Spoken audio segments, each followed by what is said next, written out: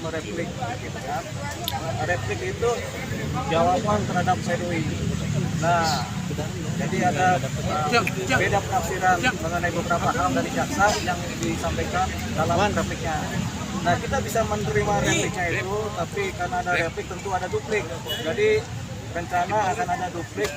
Jawaban terhadap replik itu di tanggal 24 Agustus kita akan siapkan secara tertulis dari tim kuasa hukum.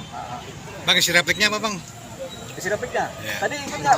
Penuh, Bang, Penuh, jadi nggak ikut. Jadi isi repliknya tentu salah satunya adalah menyatakan bahwasanya kalau seorang pecandu itu dia harus kleper-kleper, harus gini-gini. Kalau pecandu itu kan bahasa Arabnya gitu. Kalau bukan pecandu berarti kan dia nggak masuk dalam unsur kategori pengguna atau penyalahguna. Jadi ada beda penafsiran dari tim jaksa di mana kalau seandainya dia penyalahguna tentunya ada saku-sakunya, ada kleper-klepernya. Ternyata kok Bang Faris Arem ini sehat-sehat aja.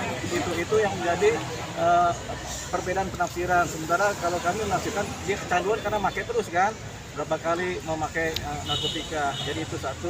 Kedua, mengenai kata Faris Arem seorang legenda musik. Kita menafsirkan atau mencatat seorang Faris RM dalam kapasitasnya sebagai musisi memang legenda. Tapi jaksa bilang dia bukan legenda. Legenda itu seperti apa? Kita akhirnya mikir, apa itu legenda? Kan gitu kan. Jadi sampai sekarang kita lagi pengen buka-buka kamus bahasa Indonesia apa itu legenda. Karena ada perbedaan tafsiran antara legendanya tim pembela sama legendanya si jaksa mengenai seorang Faris RM. Tapi biasanya masyarakat paham bahwasanya kalau legenda itu udah secara kontemporer, secara berkesinambungan bermain di wilayah profesionalnya, kemudian menjadi dikenal dan terkenal dan kemudian diakui oleh masyarakat, itu yang disebut sebagai legenda. Tapi sempat kecewa nggak Bang dengan jaksa?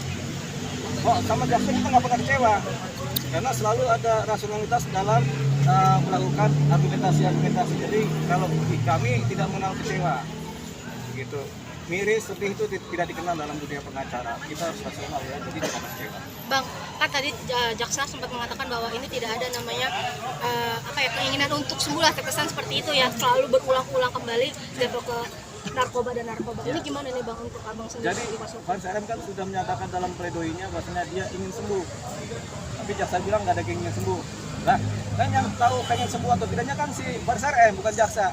Faris RM pengen sembuh, tapi jaksa bilang oh dia nggak ada keinginan ingin sembuh gitu. Jadi harus itu lagi perbedaan penafsiran mengenai kata sembuh tadi.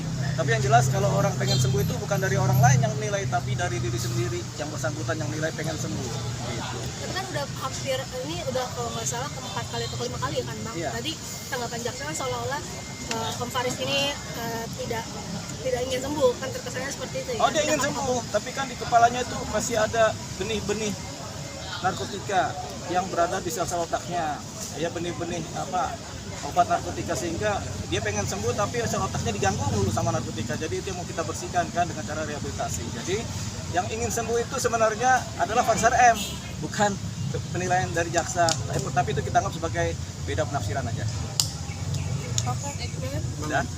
Berarti minggu depan duplik, lagi. replik, duplik gitu. Duplik. Oke. Apa? Tanggal berapa? Tanggal 21 Agustus tahun 2005. Tahun 2025. 21 Agustus tahun 2025. Bang, sedikit Bang, Ya. itu abang di posting di